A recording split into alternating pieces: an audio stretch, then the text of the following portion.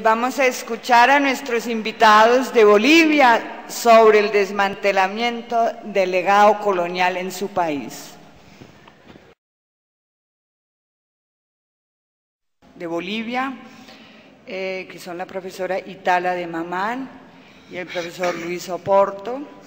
Itala es candidata a doctora en Ciencias Sociales de la Universidad Nacional Mayor de San Marcos. Es jefe del Departamento de Patrimonio y Servicios Culturales de la Casa de la Cultura de la Municipalidad de Cochabamba y docente de diversas carreras en la Universidad Mayor de San Simón, igualmente de Cochabamba. Sus intereses investigativos se centran en el periodo colonial, en particular en el Alto Perú. Luis Oporto es el director general de la Biblioteca y Archivo Histórico del Congreso Nacional de Bolivia y es profesor tanto de maestría como de carrera de Historias Andinas y Amazónicas en la Universidad de San Andrés, Bolivia. Sus investigaciones, reflejadas en una serie de publicaciones, giran en torno a la archivística. Su trabajo en la institución que acabamos de mencionar ha conducido a una serie de publicaciones, de las cuales la más importante tal vez sea Memoria Política y Administrativa de Bolivia, pero ha escrito también sobre casos específicos de la minería y ha estudiado también a las mujeres en la historia de Bolivia. Vamos a escuchar una exposición en dos partes, cada uno asume la suya. En total vamos a tener una exposición nuevamente de unos 45 minutos, seguida por las preguntas y respuestas antes del break principal de esta jornada. Con nosotros entonces Itala y el profesor Luis Oporto. Les doy la palabra. Muchas gracias y bienvenidos acá. Muy buenos días. En primer lugar, nuestro agradecimiento a los organizadores de este extraordinario evento, a la Alcaldía Mayor de Bogotá, a la Universidad Nacional de Colombia y particularmente a Heraclio Bonilla, el agradecimiento por que nos permite compartir con ustedes estas jornadas de investigación y de transmisión de conocimientos y particularmente nuestro reconocimiento al profesor Heraclio Bonilla por ser el formador de varias generaciones de historiadores bolivianos desde sus programas de la Flaxo o también desde la Universidad de San Marcos. Y ahora por su esfuerzo extraordinario de sacarnos de las visiones locales en las que se pierden las historiografías nacionales para remontarnos a la dimensión comparativa que enriquece extraordinariamente nuestras percepciones historiográficas. Empezaré entonces con la ponencia que hemos elaborado de manera conjunta con el licenciado Luis Oporto Ordóñez. La historia de Bolivia, como la de muchos países latinoamericanos, está asignada por grandes conflictos que muestran la imposibilidad hasta ahora de articular un proyecto que conlleve la formación de un Estado nacional. Hoy más que nunca sale a luz la realidad de una sociedad fragmentada, todavía por una herencia colonial difícil de desterrar. Muchos de sus más esclarecidos promotores, como lo fueron los presidentes Toro, Bush, Villarruel y Torres, murieron en el camino y otros claudicaron en el intento. Sin embargo, la historia republicana muestra también la extraordinaria experiencia boliviana de una secuencia de significativos avances en el proceso de desmantelamiento del legado colonial.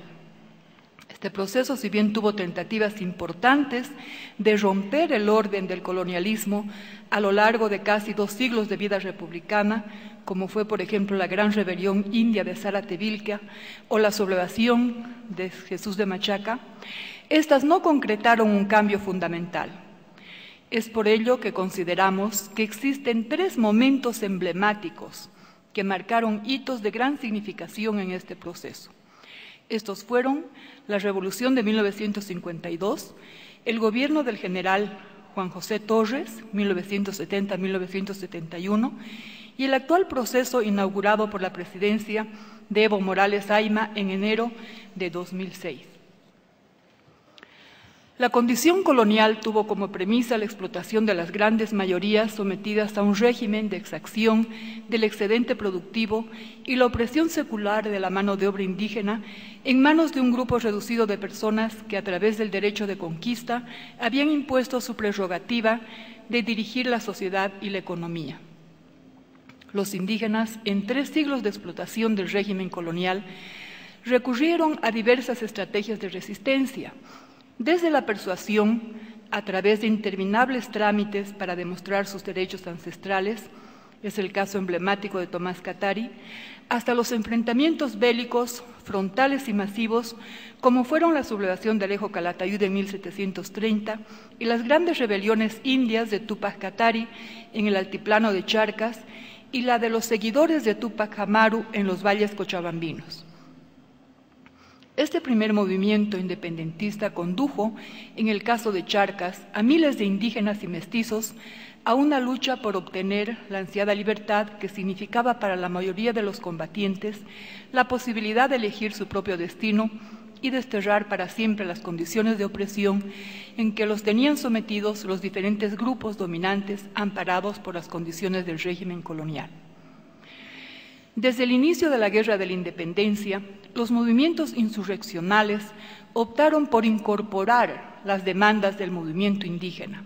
Así, por ejemplo, Pedro Domingo Murillo, líder de la insurrección del 16 de julio de 1809 en La Paz, después del alzamiento, incorporó a la Junta Tuitiva a los representantes de los pueblos indígenas.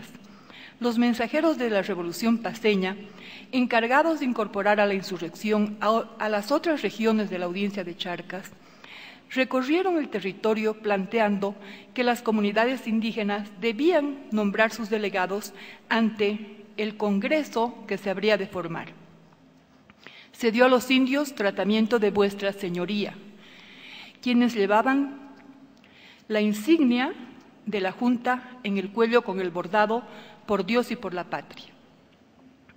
Si bien las Cortes de Cádiz, en decreto de 13 de marzo de 1811, habían abolido el tributo indígena y decretado la igualdad de todos los súbditos de España en sus provincias de ultramar, planteando así el fin de las diferencias sociales étnicas, el virrey Abascal en el Perú intentó retrasar provisionalmente la publicación de la abolición del tributo, pero se vio obligado a reconsiderarlo cuando circuló profusamente el decreto.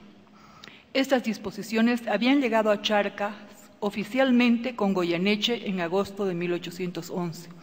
Sin embargo, a las autoridades realistas no les interesó su aplicación. Por ello concluye Nuria Salas que en la audiencia de Charcas el indulto de tributos no fue efectivo en la práctica, mientras que sí lo sería en el virreinato peruano. Por su parte, los insurgentes de Cochabamba, durante su segundo periodo revolucionario, 1811-1812, establecieron la supresión directa del pago del tributo de los indígenas durante el gobierno de Mariano Antezana y Esteban Arce. Tal vez, como en ninguna otra región del dominio colonial hispano, en la audiencia de Charcas, los indígenas participaron activamente de las luchas por la independencia, particularmente a partir de 1815, cuando los cabildos perdieron su rol de articuladores de los intereses colectivos y el escenario fundamental de las decisiones y de los enfrentamientos se trasladó al área rural.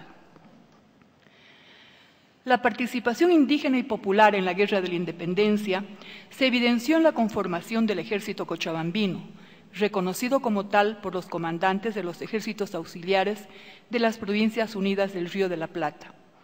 Esta formidable fuerza militar logró conformar entre 1810 y 1815 las tres armas, obteniendo importantes victorias contra las tropas del rey, entre ellas las más importantes, la Batalla de Aroma en 1810 y la Batalla de la Florida en 1814. En Buenos Aires una calle muy importante se llama Florida en homenaje precisamente a esta batalla ganada en el área de Santa Cruz. Los informes de Francisco del Rivero, líder de la primera insurrección cochabambina, señala que en las provincias de Cochabamba logró reunir en octubre de 1810 una fuerza de 11.000 combatientes, la mayoría de los cuales eran indígenas. Igualmente, los partes de guerra de 1812 muestran al interior de las fuerzas cochabambinas la gran incidencia de la participación popular e indígena. Por otra parte, Esteban Arce, líder de la segunda insurrección cochabambina, fue denominado como comandante de los naturales. Probablemente, a esta masiva participación se deba a que en Bolivia no se evidenció, obtenida la independencia, sublevaciones indígenas a favor de la corona, como ocurrió en el Perú con la movilización de los campesinos indios de Iquicha contra la patria traidora, o la del sur de Colombia contra Nariño y Bolívar, analizados por Heraclio Bonilla. A pesar de esta innegable participación indígena durante toda la guerra de la emancipación, obtenida la independencia, se reprodujo el esquema colonial de la marginalidad y exclusión de las poblaciones subalternas. No solo se reprodujo la desigualdad de razas y de castas, sino también el modelo económico de país productor de materias primas, teniendo como base el proteccionismo estatal, defendido por las élites productoras de la plata frente a las élites liberales que propugnaban el libre cambio. Respecto a este punto, Arturo Urquidi plantea que la República no trajo una sustancial modificación de la estructura económica social del país. Efectivamente, esta nueva forma de gobierno no hizo otra cosa que prolongar el sistema institucional del coloniaje, particularmente en lo que respecta al orden económico. Por su parte, José Antonio Arce planteaba que nuestro salto efectivo de la economía colonial a la República significa apenas la sustitución del monarca feudalismo peninsular por una feudal burguesía poco madura para realizar lo que la Francia en 1789 había conseguido. A lo largo del siglo XIX, la intelectualidad percibió y expresó la constatación de que la condición del indio en nada había cambiado a pesar de la independencia.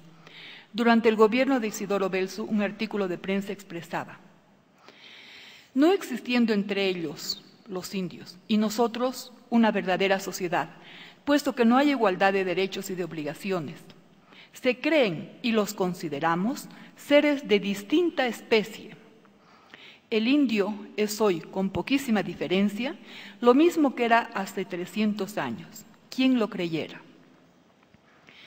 En efecto, la situación del indígena no solo mantuvo la condición colonial, sino que al romperse la estructura del Estado colonial y al no existir una legislación de reemplazo que protegiera de alguna manera la condición indígena, suprimida la institución colonial del protector de naturales, el indio se encontró en una situación de mayor desamparo. Rigoberto Paredes, conspicuo líder de la época, plantea que el indio, declarado platónicamente libre en las leyes, es en realidad esclavo. Proclamada la República, continúa el mismo régimen de fuerza y conquista, tal vez empeorado por la cancelación de algunas leyes protectoras del coloniaje y con la aparición del militarismo y de gobernadores rapaces y crueles, los cuales, con las violencias que cometían, motivaron levantamientos y rebeliones de los aborígenes ahogados en sangre.